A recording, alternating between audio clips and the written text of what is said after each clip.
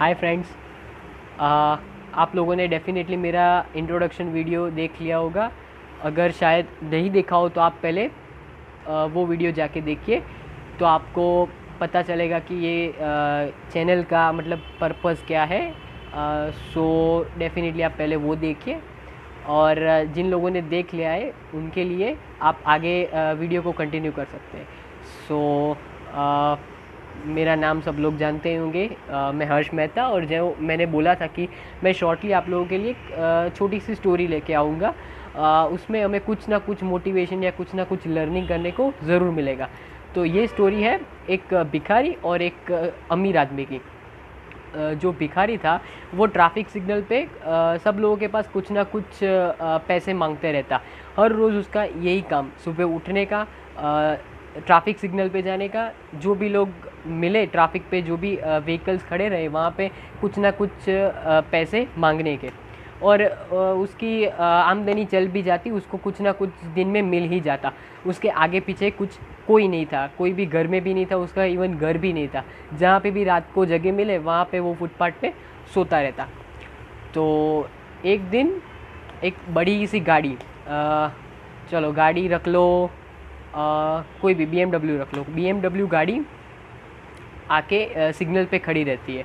और उसमें एक अमीर आदमी की जो बहुत बड़ा बिजनेसमैन है वो उसके अंदर बैठा होता है और अपने लैपटॉप में कुछ ना कुछ काम करते रहता है। सो वो भिखारी उसके पास आता है कि सर आप मुझे कुछ दे दो पैसे में, भीख में।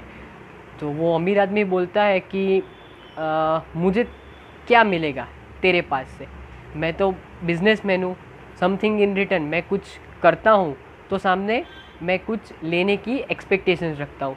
इवन मैं मेरे एम्प्लॉइज़ से भी मैं मेरे एम्प्लॉइज़ को पे करता हूँ क्योंकि वो लोग मेहनत करते हैं, और सामने मैं उनके पास से ऐसी एक्सपेक्टेशंस रखता हूँ कि वो मुझे अच्छा प्रॉफिट और अच्छा सेल्स मेरे पूरे ईयर में दिलाए।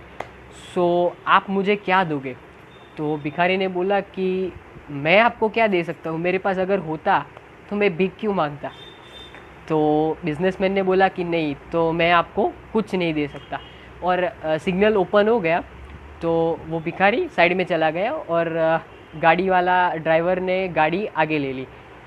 सो वो भिखारी ने सोचा कि अभी तक इतने इतने सालों में कोई मुझे ऐसा आदमी नहीं मिला जो मेरे पास से कुछ एक्सपेक्टेशन कर रहा है कि भीख के बदले मैं भी कुछ दूँ उनको सामने। सो उसने थोड़े बहुत से, मतलब जो भी भीख में वो मतलब कलेक्ट करता था पैसे भीख में, उसमें से थोड़े पैसे वो बचा के रखता था, थोड़े पैसों का कुछ डे टू डे वो खाता पीता रहता था।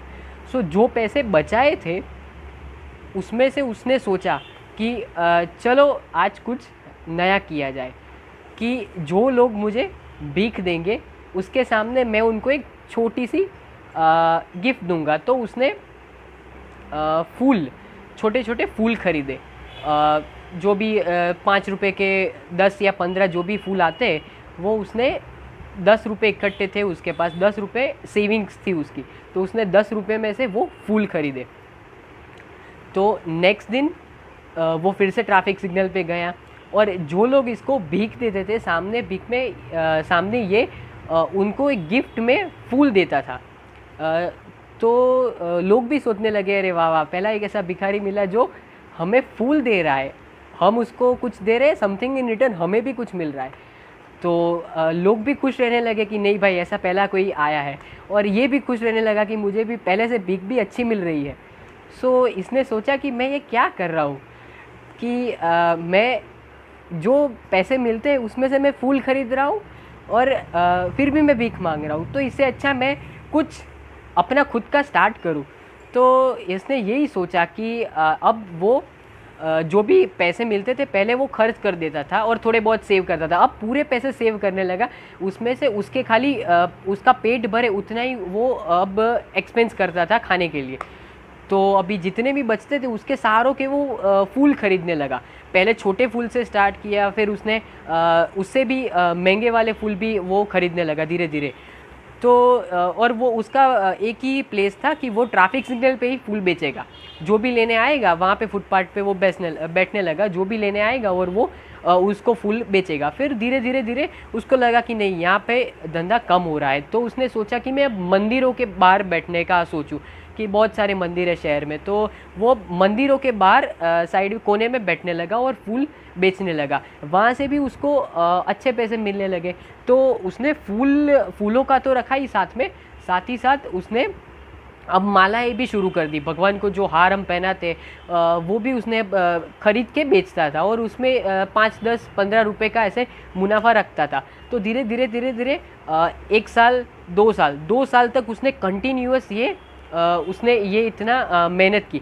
साथ ही साथ में रात को वो क्या करता था कि जो भी फूल मार्केट था, तो फूल मार्केट में वो काम करने लगा। साथ ही साथ फूल बेचते बेचते 2 सालों में उसने फूल भी बेचे, मतलब खुद का बिजनेस भी किया, और साथ ही साथ में उसने फूल मार्केट में, मतलब फ्लावर मार्केट में उसने काम भी करना शुरू कर दिया।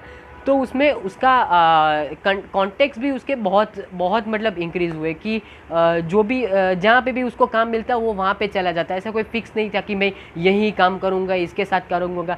जो भी काम मिले, जितना भी काम मिले, वो काम करना शुरू हो गया।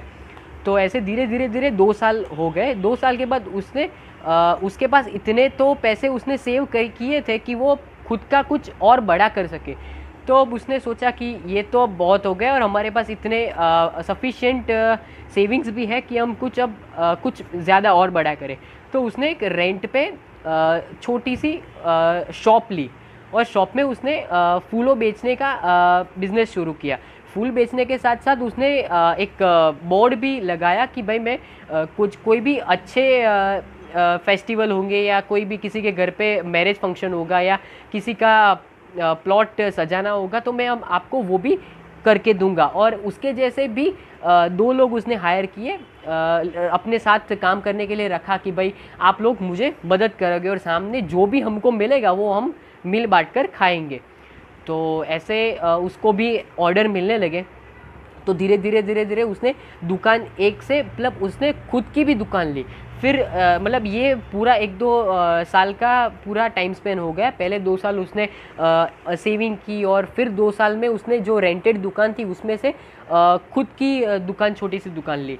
तो ये पूरा वो जो बिजनेसमैन जो उसको मिला था, और टिल डेट 4 साल हो गए थे। तो एक दिन वो जो बिजनेसमैन उसको मिला था, वो बिजनेसमैन उसकी शॉप पे आके रुका।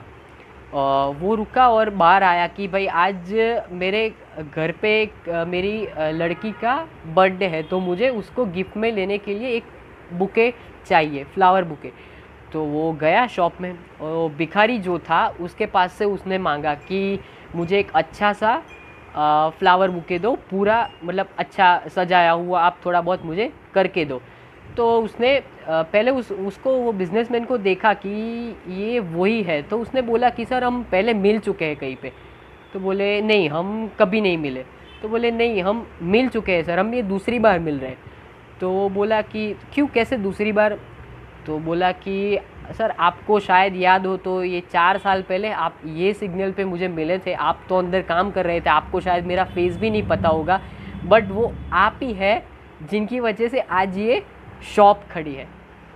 तो उसने थोड़ा बहुत सोचा कि हाँ ये मैंने कुछ बोला था, क्योंकि ये यूनिक बोला था ना, भिखारी को कुछ अलग बोला था कि भाई something in return, I want in return something, कुछ मुझे चाहिए कि तो ही मैं आपको बिक दूंगा। तो वो बोला हाँ। तो उसने उसका थैंक यू बोला कि सर आपकी वजह से आज मेरे खुद का मैं कुछ कर पाया, अगर आप नहीं मिले होते तो मैं आज वही भीख ही मांगता रहता और मैं वहीं के वहीं रहता। तो वो बिजनेसमैन भी खुश हो गया कि भाई क्या बात है, मतलब आज तो मतलब मेरे वजह से कोई इतना बड़ा आदमी बना आज। तो वो भी खुश हो गया, और उसने 2 चीज़ें ऑफ़र की कि आप मेरी कंपनी में आप मेरा भी एक छोटा मोटा सा फूलों का एक्सपोर्ट इंपोर्ट का बिज़नेस है, तो आप मेरे वो बिज़नेस का आप इंचार्ज बन जाओ, और आप वहीं काम करोगे, और मैं आपको उसका जो भी मुनाफा होगा मैं आपको उसको दूंगा। मेरा भी यही एक वन ऑफ द बिज़नेस है। तो वो आदमी भिखारी भी खुश हो गया कि चलो भाई मुझे भी कुछ अच्छा मिला। तो ये स्टोरी में सीखने को एक ही चीज़ मिलती है कि वो भिखारी ने अपने आप पर भरोसा किया और गो विद द फ्लो, जो भी फ्लो आता उसमें वो एडजस्ट करता था कि चलो भाई आज ये मिला तो उस हिसाब से मैं आज ये खरीदूँगा और थोड़ा बहुत मार्जिन लगा के मैं ये बेचूँगा। सो अपने आप पर भरोसा करो, बाकी का काम ऊपर वाला रास्ता खुद बन जाएगा। बट अपना खुद का पेट्रोल, भरोसे का पेट्रोल जो खुटेगा, मतलब कम होगा, तो अपनी गाड़ी डेफिनेटली रास्ते पे अटक जाएगी और पेट्रोल पंप भी आजू बाजू में नहीं मिलेगा, क्योंकि अपने खुद का पेट्रोल ही, भरोसे का पेट्रोल ही कम है। सो नथिंग इज़ इम्पॉसिबल, बस बढ़ते रहो आगे और कुछ ना कुछ लाइफ में अच्छा दूसरों के लिए करते रहो। अपने लिए तो डेफिनेटली करो ही, अपने लिए जो करोगे उसका फल पता नहीं कब किस रूप में मिलेगा, बट दूसरों के लिए करोगे ना तो वो जो फल मिलेगा ना वो उससे 2 गुना होगा। और जो आपको कोई दूसरा हैप्पी होगा तो उसकी खुशी आपको 2 टाइम्स, 3 टाइम्स, 4 टाइम्स, मतलब इनफाइनाइट टाइम तक होगी कि ये नहीं, ये मतलब ये जो भी है वो मेरी इंस्पिरेशन की वजह से है। तो गाइज़ एक छोटी सी स्टोरी, और जो भी मैंने बोला कि आपको लास्ट में कुछ कुछ सीखने को मिलेगा, तो ये एक लर्निंग पॉइंट। अगर आपको स्टोरी अच्छी आई हो तो आप डेफिनेटली लाइक करें, शेयर करें, सब्सक्राइब करें। और मैंने जो भी बोला था, और मेरा नेक्स्ट वीडियो में मैं CMA स्टूडेंट्स आप लोगों के लिए मैं एक स्टडी प्लान ला रहा हूँ कि दिसंबर 20 एग्ज़ाम के लिए कैसे पढ़ा जाए। जो बोथ ग्रुप के लिए प्रिपेयर कर रहे हैं उन लोगों को मेरे स्टडी प्लान से डेफिनेटली कुछ ना कुछ, बहुत कुछ फ़ायदा होने वाला है। और मैं बहुत सारी नोट्स भी मैंने बनाई हैं आप लोगों के लिए। सो अमेंडेड नोट्स है, दिसंबर 20 के लिए ही है। सो डेफिनेटली वो भी मैं धीरे धीरे आप लोगों के लिए शेयर करूँगा। साथ ही साथ मैंने एक क्रिप्टो करेंसी पे एक छोटा मोटा सा वीडियो भी बनाया है, और क्रिप्टो करेंसी में मैंने भी ट्राई किया हुआ है, मैंने भी ट्रेडिंग ऑलरेडी की हुई है, और अभी प्रेजेंट भी मैं कुछ छोटा मोटा सा काम उस पर भी कर रहा हूँ। तो जैसे भी वो मेरा वीडियो होगा तो मैं आपको डेफिनेटली शेयर करूँगा। Thank you. फ्रेंड्स, मैं 2 बातें, इंपॉर्टेंट बातें मैं बतानी भूल गया। एक कि मैंने ये जो भी स्टोरी मैंने डाली है उसके बाद मैं सुनता भी हूँ कि मैंने कहाँ कहाँ पे गलती की है, कहाँ नहीं बोलना चाहिए था ये वर्ड, और मैंने वो वर्ड गलती से बोल दिया है। तो ये सब अनइंटेंशनल है कि मैं प्योरली गुजराती मीडियम बैकग्राउंड से मैं बिलोंग करता हूँ। मैं घर पे भी गुजराती, और जहाँ कहीं पे जाए वहाँ पे गुजराती ही यूज़ होता है। तो पूरे 12 या 15 मिनट के वीडियो में पूरा थ्रू आउट हिंदी बोलना अभी के लिए थोड़ा लिटिल बिट डिफ़िकल्ट है। तो आप उस पोर्शन को थोड़ा इग्नोर करें और या तो बैर करें, बट डेफिनेटली ग्रेजुअली जितने वीडियोस पोस्ट होते जाएंगे उतनी उतनी फ्लुएंसी भी बढ़ती जाएगी। So definitely I am doing my best, और मैं मेरे पूरे इनपुट्स दे रहा हूँ कि ऐसी गलती ना हो। और सेकंड इम्पॉर्टेंट थिंग कि अगर आपके पास भी ऐसे कोई मोटिवेशनल या इंस्पिरेशन वाली स्टोरी है कि कोई किसी को काम में आ सके, कोई पूरा डिमोटिवेट हो गया है तो उसको भी हम मोटिवेट कर सके, तो डेफिनेटली आप मुझे मेरे टेलीग्राम आईडी पे आप मुझे भेज सकते हो। मेरी टेलीग्राम की लिंक मैं नीचे ही शेयर कर रहा हूँ। मैंने इंट्रोडक्शनरी वीडियो में शेयर नहीं की थी क्योंकि मैं मेरे स्टोरी वाले पार्ट में मैं शेयर करने वाला था। सो मैं अभी के आपको नीचे लिंक में मैं लिंक दे रहा हूँ, तो आप लोग डेफिनेटली वहाँ पे आके मेरे को मैसेज कर सकते हो। और आप एक मेरे जैसा वीडियो भी अगर बनाना चाहो तो वो वीडियो बनाकर भी आप मुझे टेलीग्राम पे भेज सकते हो। तो मैं आपका वो वीडियो मेरे जो भी टेलीग्राम के सब्सक्राइबर्स हैं या व्यूअर्स हैं उन तक मैं ज़रूर पहुंचाऊंगा। सो यही 2 चीज़ें थी, और मैंने जो बोला वो अभी के लिए आप थोड़ा इग्नोर करो। So thank you very much.